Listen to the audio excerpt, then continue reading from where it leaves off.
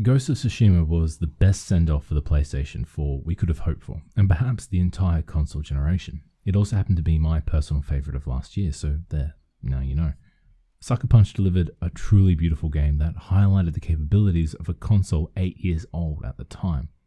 And like sending off an old friend only to have them return to us at Christmas, the Iki Island expansion is a chance for us to experience the magic of Ghost of Tsushima all over again, but now with the added power of the PS5, if you're lucky enough to have one, that is. Before we continue, let's take care of a little housework. I've completed the entire expansion. I've also been playing on a medium New Game Plus run with a fully upgraded katana, longbow, and Gusaku armor. I finished Iki Island with the game version 2.05.000 installed and PS5 system version 21.01-03.21.00, and I also chose to play with a higher frame rate option over graphics. I'll also be showing as little story spoilers as I possibly can, with most of the video taking place within the first hour, but I will be showing footage of my time throughout the island and also highlighting the minigames, so if you don't want any of those spoiled for you, then I would suggest you stop the video right now. With all that out of the way, let's crack on. To access Iki Island, you need to have made it to Toyotoma, the second portion of the map. From here, you'll unlock a new mission that will introduce you to the Eagle tribe and the new enemy type, the Shaman.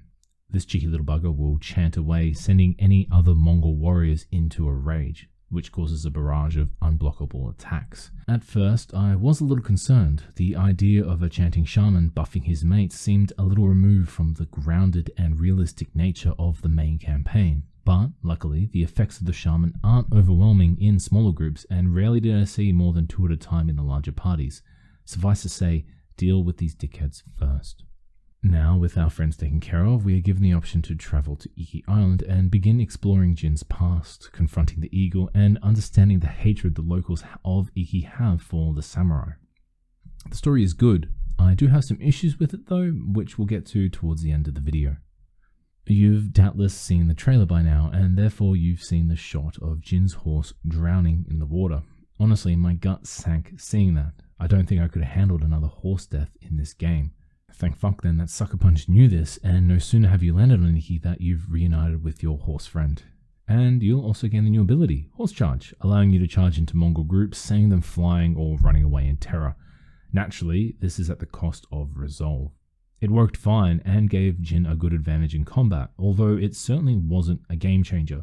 It was definitely fun though, that's without a doubt.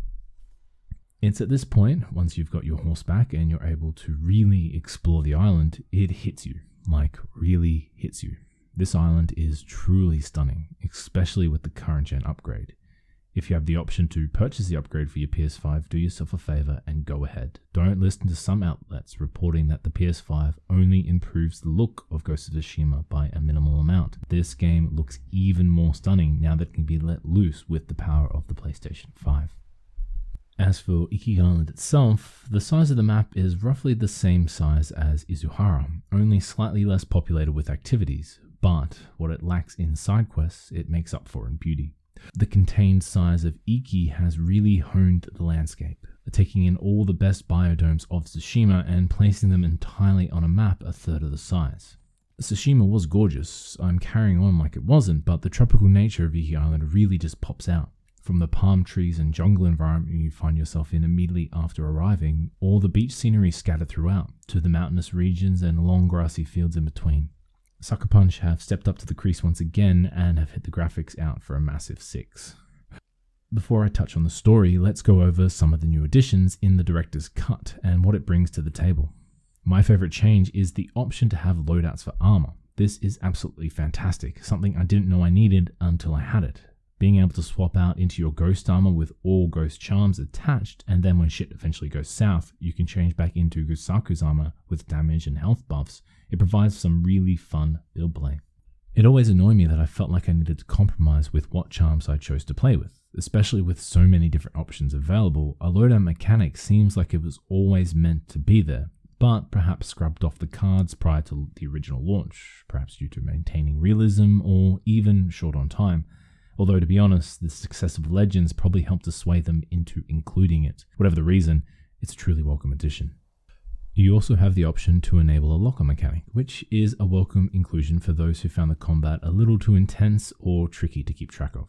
I'm sure there are actually many more small changes to the mechanics or gameplay. I just found these two to be the most notable. Haiku points make a return, but we now also have animal sanctuaries dotted throughout the map. Landmarks where Jin can play his flute to a monkey, cat, or deer using the DualSense or DualShock's motion control to play the notes in a sort of don't touch the sides minigame.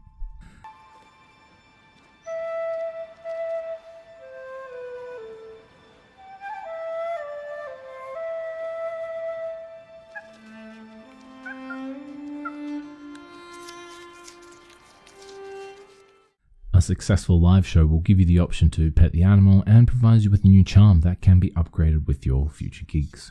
There are new shrines, although not in the same manner as Tsushima. Don't worry, there is two, and the scenery at the end of one in particular is beyond beautiful. But no, these new shrines instead don't need to be accessed through a climbing puzzle, but rather contain a riddle that you need to solve by performing certain small actions. This will reward you with a cosmetic skin for a certain armor. These skins pay homage to certain other Sony first-party titles. On screen now, I'll show you the Bloodborne cosmetic for the Kensei armor.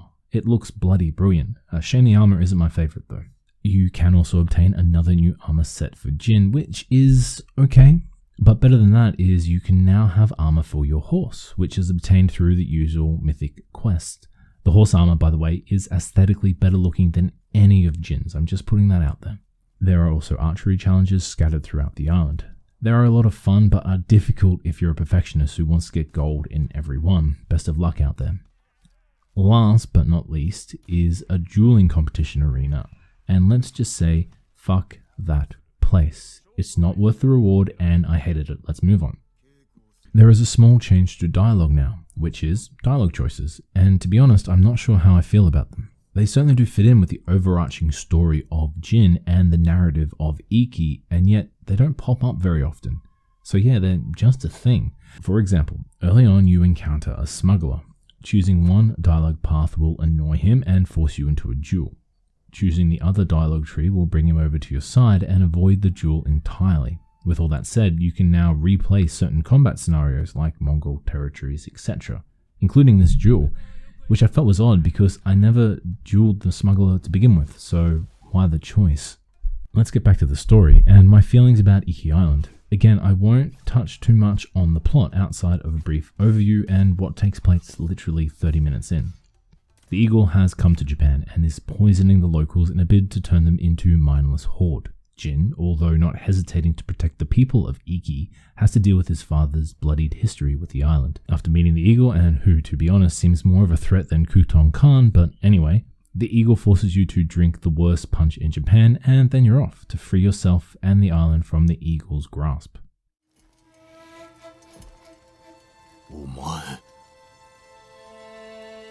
お前が太田か。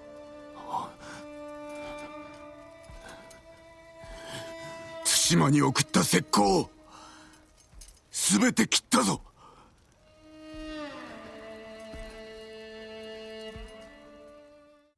That's where I'll leave it. I don't want to give too much away and have you guessing the rest. What I will say though is Jin spends a great deal of time reminiscing about his mother, which is a huge welcome. The main story was focused on the relationship between father, son, and uncle. Although Jin's mother is mentioned, she isn't even the passenger seat throughout the narrative. Having Jin recall what Lily does remember of his mom exposes his vulnerability, not only where he stands as a samurai, but also where he currently finds himself. It's a welcome layer to his character.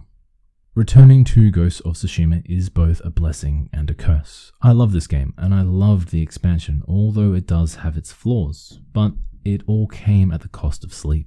Every time I made up my mind to stop and rest and go for a walk, remember the sunshine, it's almost spring, get the fuck off the lounge, and yet, on the lounge is where I stayed, exploring every inch of the map, playing the flute to another cat or another monkey, chucking on the Sakai armor to cut down 5 enemies so that one poor bastard left over has to cop an arrow in the face. The game is one for the record books.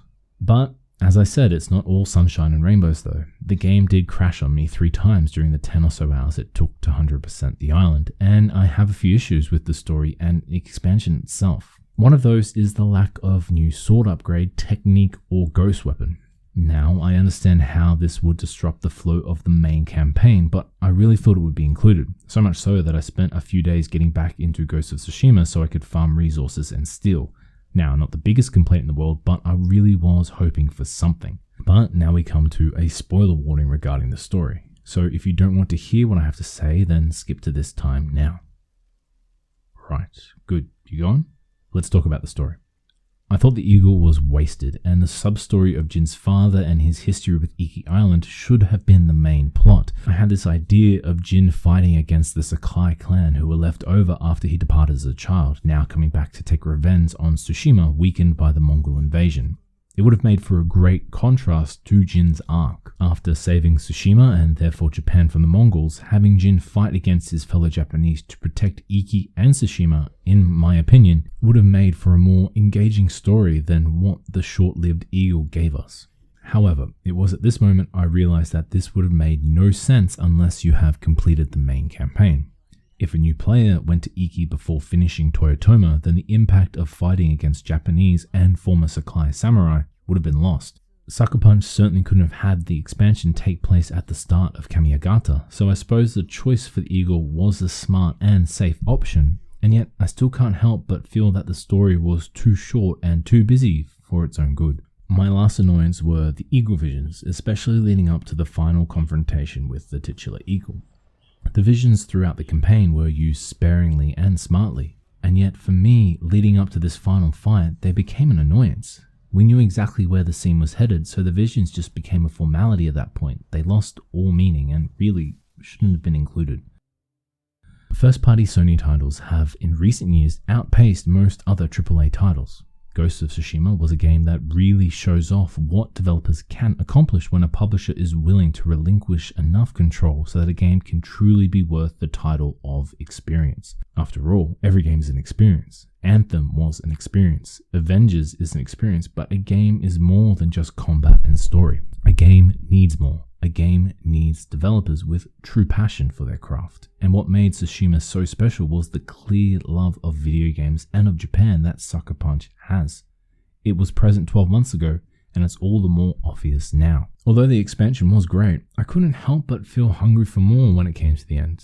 Not for another expansion, but more from Iki, more story, more upgrades, something. It just felt like there was something missing from the whole affair.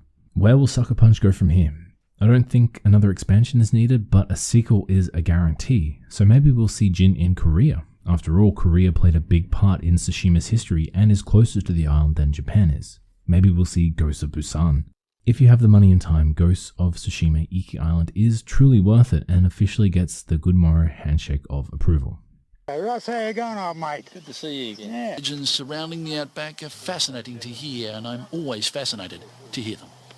Comment below where you would send Jin next. If you liked the video, let me know by clicking the old like button. If you didn't, then make sure to tell me by hitting the like button 3 times.